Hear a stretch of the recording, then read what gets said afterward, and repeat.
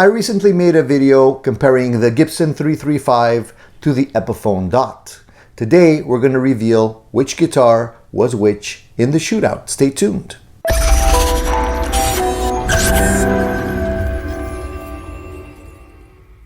Hey, welcome back everybody. Today's video has a spoiler in it, so I wanted to warn you before we get carried away.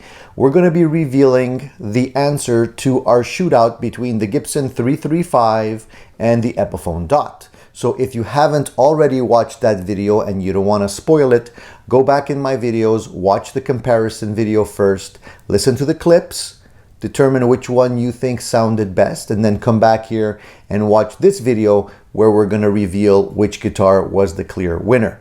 Now, before I get to the answer, I wanted to discuss a couple of things regarding these two guitars because so many of you had questions and, it's been asked so many times why one guitar is substantially more expensive than the other guitar and whether or not that is justified. When you're looking at price comparisons between these two guitars, this guitar costs about 10 times more than what you would typically pay for the Epiphone. Now, there's not a whole lot of difference between the two. You can tell that visually they're very, very similar. Then obviously the main argument between Gibson lovers that spend a lot of money on these guitars is that yes, you're paying for quality, you're paying for better materials, you're paying for craftsmanship, you're paying for American labor. That is all true. I mean, you might indeed, if we break it down and we look at this guitar compared to this one, yes, there are physical differences in how they're put together. One has a bone nut, the other one has a plastic nut. One is made of poly, the other one uses lacquer. One uses, a thinner laminated wood on the top and back of it, while the other one uses maybe better quality wood and a little bit thicker. So all those things do come into play for the overall tone, including hardware, pots, all those type of things. But the difference is not that huge. And, I love Gibson. I love Epiphones. I love them. I love all the guitars. And honestly, if I can get a guitar that sounds just as good as the American-made ones for less money, I'm all over it. So for me, yeah, if you take this guitar with its stock pickups, it might not sound as good as the Gibson, but upgrade the pickups and it gets pretty darn close. And I think you'll agree once you hear the comparisons between the two that I made in my last video, there's not a huge difference. So, could you argue that, you're paying $3,000 more for quality control or $3,000 more for better pots or a bone nut? It's a lot of money. So I think that a big chunk of that is really, marketing and Gibson trying to, make money. I mean, obviously it's a company that needs to stay in business and American labor is not cheap. Obviously it costs more if you're going to make the guitar in the United States as opposed to overseas. But, for the end user, for you and I, who work very hard for our money, is it worth the extra cash? So I'm not going to answer that in terms of, really, it's really up to you guys. If you think that the look is more important to you or the feel, if it feels good to you and you have the cash and that's what you want, I'm not gonna stop you from spending the money. I have one and it's a lot of money, but I'm happy with it. That doesn't mean I wouldn't be completely happy with something like this as well. It's really a question of personal taste and what you're after.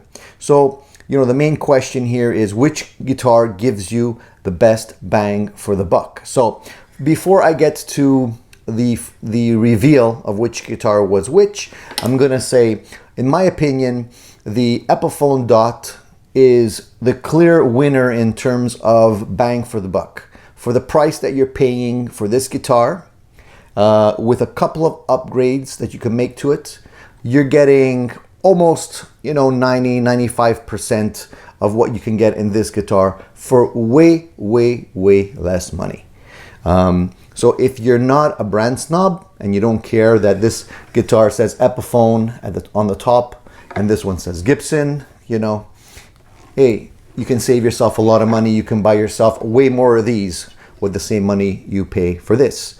So, let's get to the meat and potatoes of this video, why you guys are all here today, and let's reveal which guitar was which. So in the Epiphone versus Gibson shootout video, guitar A was the Gibson 335 American made, and I think most of you actually guessed right.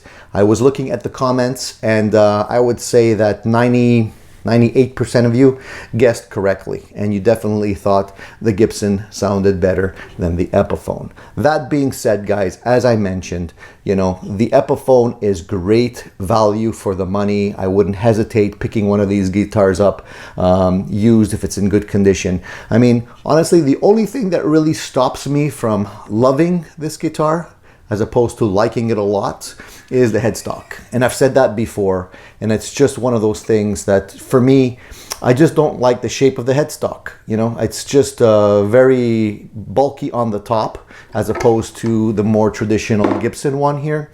You know, if Gibson is listening and they might consider upgrading or changing the shape of the headstock, I think they would sell a heck of a lot more if they would just use this shape and put Epiphone on it. Maybe they can't do it for legal reasons, I don't know. But to me, that would be an amazing thing. It would be like Christmas, because I would go out and buy a ton of these guitars and mod the heck out of them and make them just as good as these guitars. Once the drummer kicks in, guys, what's the difference? That's what I always say. Honestly, the difference is so minute between the two that you really have to listen carefully. And I know how it is when you're playing in a live situation with a band. It's hard enough to hear yourself, never mind the nuances between a guitar like this and a guitar like this. So it's up to you. You have the money in your wallet. You decide where you want to spend it. I'm here just to tell you which one sounds better. And for me, the clear winner was the Gibson Les Paul, as it was for many of you.